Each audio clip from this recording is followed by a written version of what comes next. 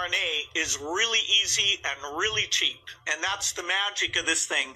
But there's no doubt in the next 5 years, we can, we just need to mess around. There's a lot of lipid nanoparticles, and some are very self-assembling. There's no inherent reason it's not thermostable, it's not cheap, and it's not scalable. And so as over the 5 years, we fix that part of it, mature it, which is very typical, we'll be able to build factories worldwide that can make $2 vaccines with even less lead time than we've had to have here during this pandemic. When the COVID vaccines were first being distributed to the public, the vaccine inserts were intentionally left blank because they were never safe and effective. And for those who did their own research, they were discovered to be deadly. The Moderna patent for this mRNA technology stated that they contain self-assembling lipid nanoparticle technology. And now that an estimated 600 million doses have been administered to the U.S. public, Bill Gates admits this. Bill says these mRNA shots can easily be programmed to administer any type of spike protein pathogen. And the Moderna patent lists several, over 100 pathogens that can be control-released over time so that deaths will appear to be random and mysterious. Those injected are understandably having a hard time accepting this reality.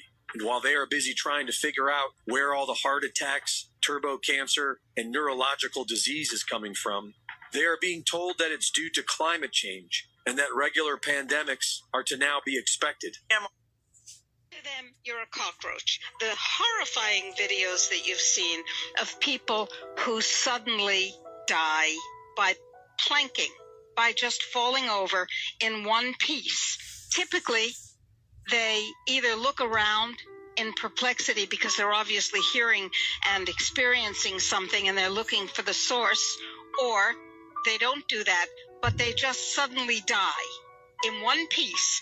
It's the mother walking the baby in the baby stroller. It's the guy buying food at the fast food window. It's the person walking down the street. It's the Arab diplomat speaking to a bunch of poobahs, and as he turns around to celebrate somebody, he simply falls over backward in one piece. Well, I'm a doctor, and let me tell you that people don't die by falling over in one piece. I believe that the nanotechnology that has been injected into them causes the voluntary muscles, the striated muscles, to go into a spasm when they're hit with a pulsed microwave 5G signal. Exactly. That's the kind of death we're talking about. And you notice that the arms and legs go out stiffly. The muscles that move your body are striated muscles, voluntary muscles, but you have another striated muscle. It's your heart.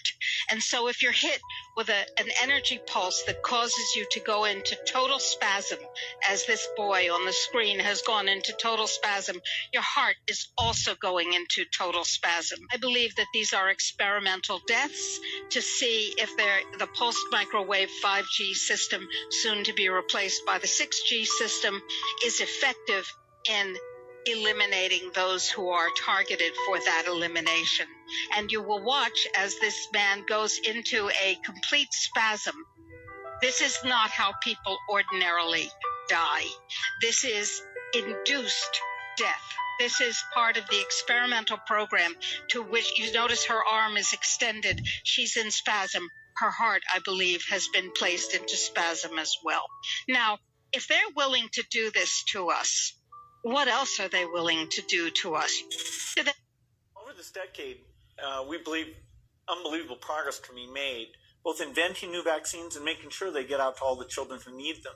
The benefits there in terms of reducing sickness, reducing the population growth, it really allows a society a chance to take care of itself. The negative impact of population growth on all of our planetary ecosystems is becoming appallingly evident. The United Nations can and should play an essential role in helping the world find a satisfactory way of stabilizing world population. We've got to stabilize the population. When I was born, there were what's wrong with the population? with too many people. That's why we have global warming. We have global warming because too many people are using too much stuff. But if there were less people, they'd be using less stuff. Mr. Turner, I was wondering if you think it's a good idea to reduce 90% of the population because we are being overpopulated by a lot of... 90%. 80? Prince Philip said 80, sir. I go with 85. I think 2 billion is about right. The world today has 6.8 billion people. That's headed up to about 9 billion. Now, if we do a really great job on new vaccines, healthcare, reproductive health services, we could lower that by perhaps 10 or 15%. Over this decade, we believe